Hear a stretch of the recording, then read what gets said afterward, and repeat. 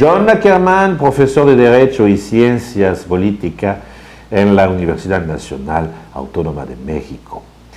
La UNAM nos ayuda a entender dándonos las llaves de la política mexicana.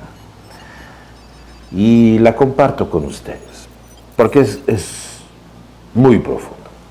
En México, durante la mayor parte del siglo XX, incluso durante gran parte del siglo XIX, las elecciones de 2000 es un simple cambio de guardia. La nueva coalición neoliberal de poder necesitaba presentarse a nivel nacional e internacional como una ruptura radical con el pasado, sin permitir realmente a los ciudadanos decidir quién sería su presidente. Los partidos modernos, progresistas, primero el PRD, fundado en 1989, y más reciente Morena, Movimiento por la Regeneración Nacional, fundado en 2011 por López Obrador y sus seguidores, que rompieron con el PRD vamos a decir, lo condenó por reproducir las mismas formas de corrupción y oportunismo político que afirmó denunciar. Es la misma música. Veremos qué sucede con Morena, pero una de las grandes debilidades de los partidos de izquierda es su incapacidad para asegurar el vínculo entre las luchas sociales y las acciones políticas, o para establecer conexiones entre las dimensiones locales, nacionales e internacionales de las luchas que se hacen. Justo después de ser elegido en 2012, Enrique Peña Nieto ha propuesto las llamadas medidas para luchar contra la corrupción. La propuesta no era seria y era principalmente una cortina de humo, con el pretexto de crear un nuevo organismo denominado Comisión Nacional Anticorrupción, CNA, controlado directamente, pero también a través de un Consejo Nacional de Ética por el presidente en persona. La medida tenía la intención de interrumpir los sistemas existentes, control interno de la administración pública mediante la eliminación de la Secretaría del Servicio Público, el famoso PFS, uno entre otras organizaciones con, al menos teóricamente, la capacidad de actuar con la relativa independencia y, vamos a decir, profesionalidad. En realidad, el PRI busca aumentar en lugar de reducir las oportunidades de corrupción dentro del Estado federal. Por supuesto, México ya tiene un arma poderoso de control fuera de la administración, la Auditoría Superior de la Federación, ASF. Esta organización nunca funcionó a la perfección, pero sin embargo es una de las más efectivas del Estado federal, operando con un presupuesto mucho más pequeño que el de la SFP. Bueno, la ASF, que depende de la Cámara de Diputados, ha demostrado que es capaz de hacer un gran trabajo al denunciar malversaciones y recuperar parte del dinero robado.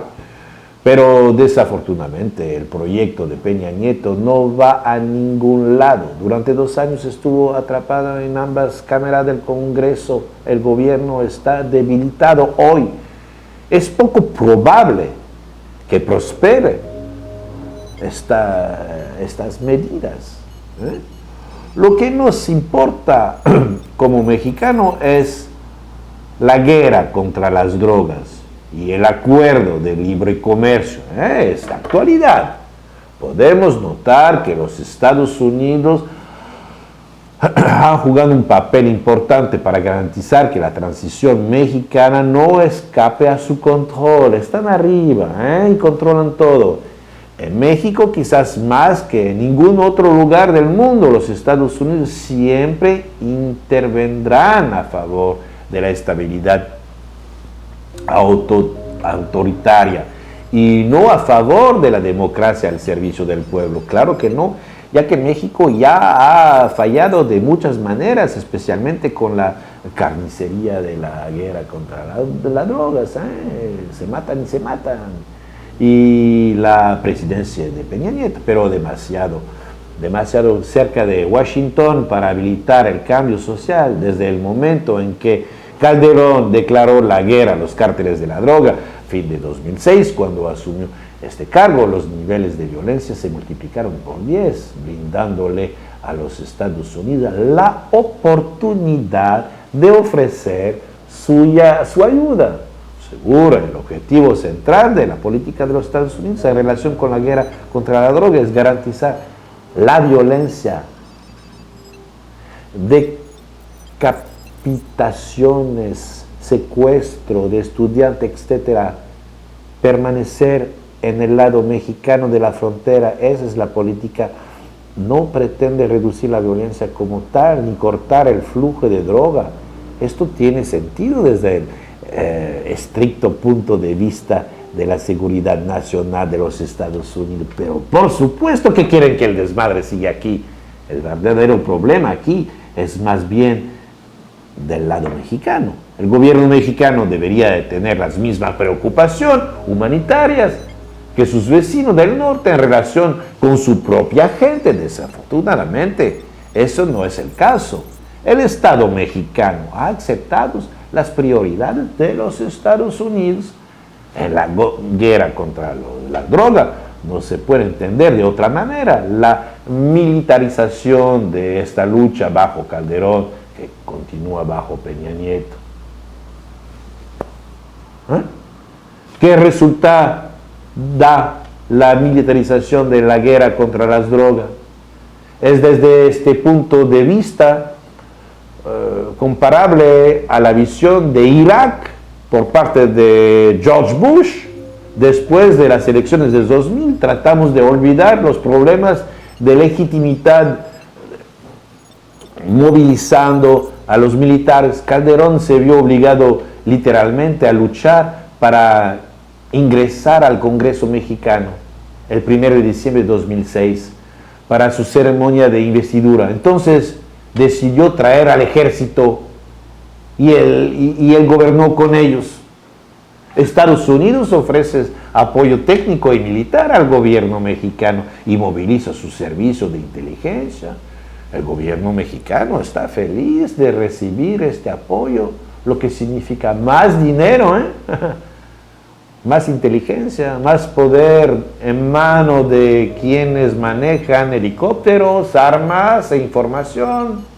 Esto les da un inmenso poder para interceptar a quien quieran y dispararles si así lo desean. La complicidad entre la clase política mexicana corrupto y la autoridad y el Pentágono existe desde hace mucho tiempo. Pero estos vínculos se han fortalecido bajo Calderón y continúan fortaleciéndose bajo Peña Nieto, aunque se reconoce internacionalmente que México es entre los países más corruptos donde ocurren las violaciones de derechos humanos peor que en todo el mundo. Si me esperan, mañana tendremos unas revelaciones escandalosas de la política mexicana. Mientras estemos atentos y al tanto de todo.